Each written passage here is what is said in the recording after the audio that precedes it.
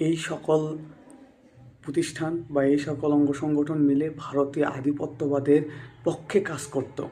কিন্তু সেই জায়গায় হাদি ভাই নতুন একটা কালচারাল বিপ্লব তৈরি করলো, যার নাম দিল ইনকিলাব মঞ্চ। যে তারা কিনা একটা নতুন কালচারের বিপ্লব ঘটাইলেন এবং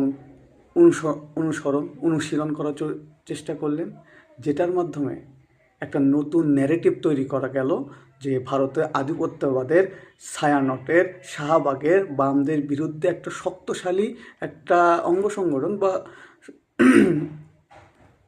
বামদের বিরুদ্ধে একটা প্ল্যাটফর্ম দাঁড়িয়ে গেল, যারা এই বাম ছায়ানট শাহবাগীদের বিরুদ্ধে একটা শক্ত ন্যারেটিভ তৈরি করতে পারতেছিল।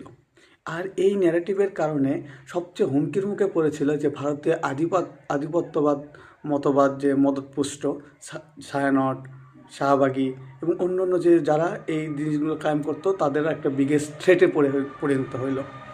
এই জন্য